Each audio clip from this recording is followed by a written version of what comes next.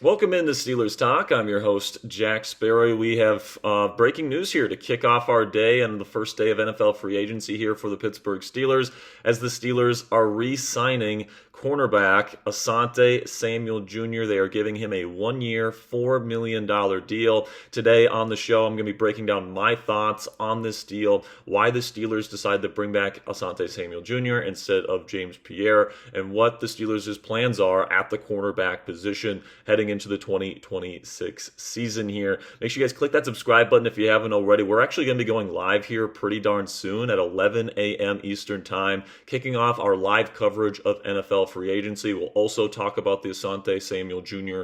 Re-signing pretty early on in that show as well, guys. But I just wanted to get in front of a camera this morning and kind of give my thoughts on this signing, because I do believe Asante Samuel Jr. will be the one that's slated to be the starting CB2 for the Pittsburgh Steelers heading into next season. And of course, every time the Steelers make a signing, every time they make a big move over the course of the next few days, we're going to have breaking news coverage for you guys right here on Steelers Talk. So if you don't want to miss any of that, make sure you guys click that subscribe button, and let's dive into this re-signing here this morning.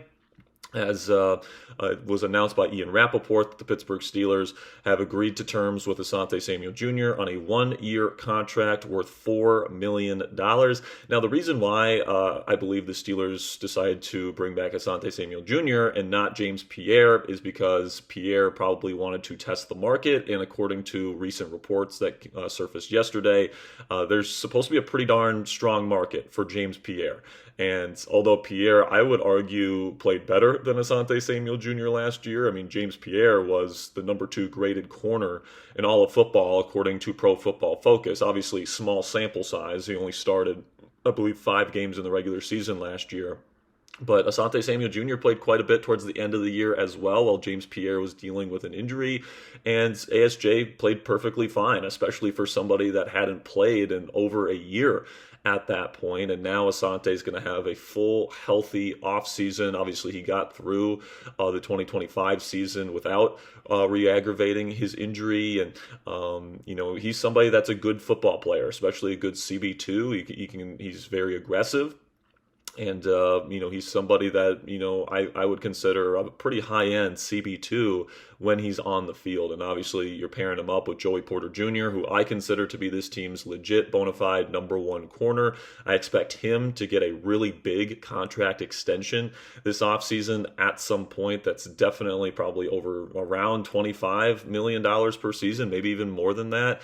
So to get a guy as good as Asante Samuel Jr. on a just $4 million contract for one season, I think is a good move for the Pittsburgh Steelers.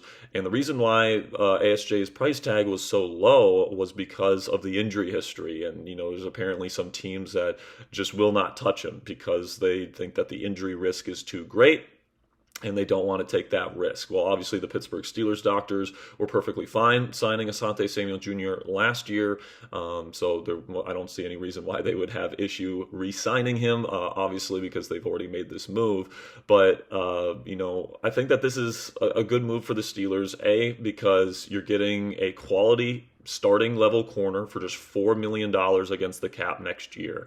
But you're also, going to be pretty much set if he ends up getting injured. I think that they're willing to take on the injury risk with a guy like Asante Samuel Jr. because they do have Brandon Echols, who is a pretty good backup corner. And then also they plan on taking a corner relatively early in the NFL draft this year. First round, second round, third round. I would say by the end of day 2 of the NFL draft, the Steelers will have taken a cornerback that they believe has the potential to be their future CB2. They talked with a lot of different corners and had formal meetings with a bunch of different cornerback prospects, ranging from first round expected guys like Jermod McCoy and Mansour Delane and Avian Terrell, all the way through like round 3 guys like Keontae Scott and Dalen Everett and a lot of these other guys. So they certainly are interested in taking a corner in the NFL draft this year. So Asante Samuel Jr. kind of provides that bridge, so to speak, where it's a one-year deal. where he's going to be the starting CB2, and then he and Joey Porter Jr. can kind of help groom that next CB2 of the future that they draft this year. If he gets injured, you can either turn to Eccles, or if the rookie is ready to play, you can turn to the rookie. And then next offseason, hopefully Asante plays well enough where he can hit the open market and he can get a pretty decent contract with somebody, and then the Steelers can get a comp pick for him. So I actually really like this value for the Pittsburgh Steelers, bringing back Asante Samuel Jr. I think that he's somebody that can provide, ball production and get interceptions. I think he's pretty good in coverage. And now that he's going to have a full offseason to train and, work in the offseason program here in Pittsburgh and really ingratiate himself inside Patrick Graham's defensive system, I think that he could maybe get back to playing that really high level of football that we saw him play in Los Angeles before he got injured. And maybe because he's fixed some of the medical issues that he's had, we could see Asante even get better and maybe even be a better player and really be a value for the Pittsburgh Steelers. So we'll just have to see how all that goes. In terms of free agency coming up here this afternoon, I would say keep an eye on some potential Malik Willis, whispers.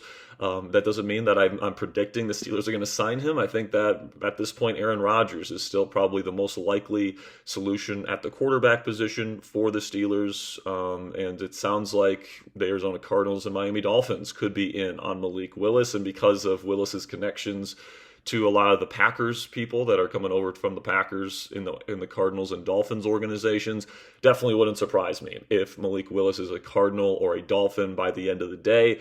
The Dolphins did end up trading Minkah Fitzpatrick and cut Tua Tagovailoa today, so they are clearing cap space. It seems like Miami's going to try and make a play for Malik Willis, so it's going to be interesting to see what happens here throughout the course of the day. I would certainly expect that the Pittsburgh Steelers are going to be trying to make a move pretty early on in the day for a wide receiver. So it sounds like they're going to be very, their top priority is to get a top wide receiver today on the market, whether that be via trade, whether that be in free agency. I would expect them to be very aggressive to try and get Romeo Doubs once we get to that. Once we get to noon Eastern today, when the legal tampering period begins, I think that'll probably be their top priority today, is trying to get Romeo Doubs to agree to a contract with the Pittsburgh Steelers today. And obviously, if you start your day with Asante Samuel Jr. and Romeo Doubs, that's a pretty freaking good start for Steelers GM Omar Khan. So again, guys,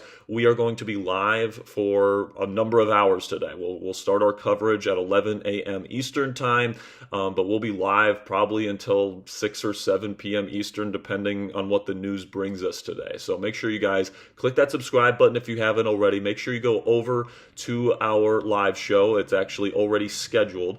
We'll be going live here in about an hour or so after this comes out. So I appreciate all of your guys' support. Thank you guys for stopping by here today. Asante Samuel Jr. is back with the Pittsburgh Steelers on a 1-year, $4 million deal. It's a great start to NFL free agency for the Pittsburgh Steelers, in my opinion, and hopefully by the end of the day, it's only going to get better. Appreciate all of your guys' support. I will see you guys on the live show in about an hour, and until then, guys, here we go, Steelers.